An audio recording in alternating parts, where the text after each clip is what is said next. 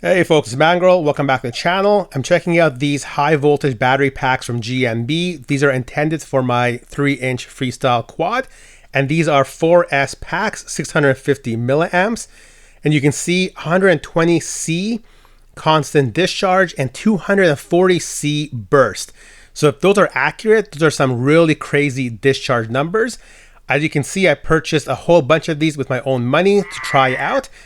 The last several years, these have been my go-to packs. These are Tattoo R-Line rated at 95C.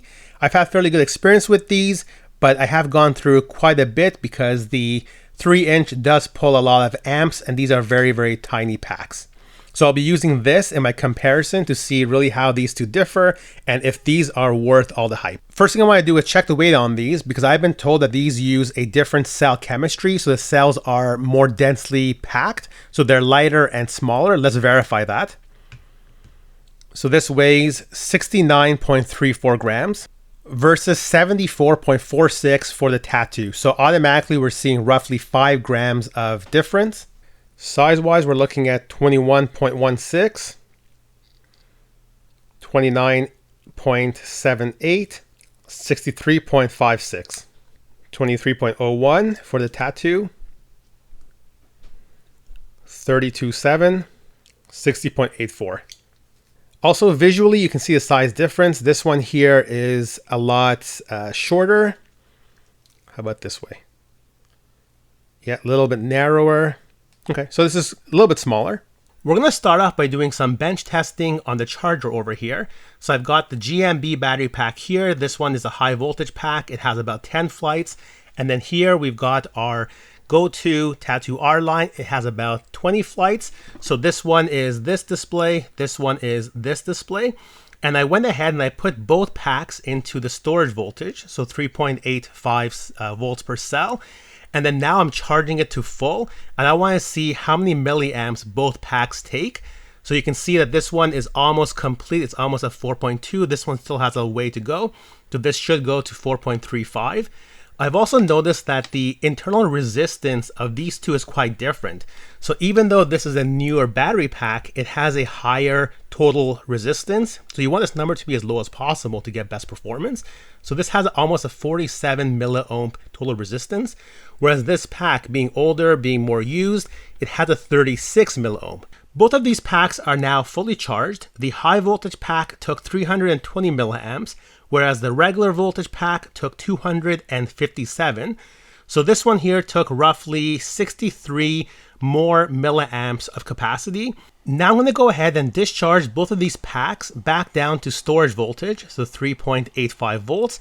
I want to see how many milliamps can we pull from these two. And also I want to see how the cell voltage and all that statistics looks like. I'll be discharging at 2 amps, which is the maximum discharge rate of this particular charger. We're a little bit over 2 minutes into the discharge, and I'm seeing that the high voltage pack is having a higher cell voltage. No surprise, that's a good sign. But what I'm also noticing is that the overall spread, the difference between the lowest and the highest cell voltage, is higher on this pack than in this pack. So we can see on the GNB side, we're seeing 7 or 8 millivolt of difference, whereas on the Tattoo side, we're seeing 2 or 3. The lower this number, the better. That means that all the cells are performing equally. So that's not the case on this side. So a little bit unfortunate. If I take a look at cell resistance, I mean, this is looking pretty consistent. So I'm not seeing anything weird or wrong yet, but let's keep going. We're back down to storage voltage, and you can see that we pulled a lot more capacity from the high voltage pack. I'll have to do the math here, but this looks like about 25% more milliamps than on this pack here. That's quite a lot. Our finishing cell voltages are pretty close, so 3 or 2 millivolts difference. That's not bad at all. Let's check our internal resistance. Okay, looking pretty good this time around. So total resistance is 41 milliohms on the high voltage pack. And then on the regular one, it's 39.7.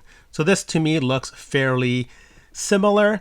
We're seeing a bit more kind of difference between high and low than we are on this side, but nothing that has me concerned at this point. To test the performance of this battery pack, I'm going to use this. This is my Quadmula Siren F3 3-inch Freestyle quad. And I do have a build video on this, which I will link you in the video description. So we'll use this to check how the battery performs.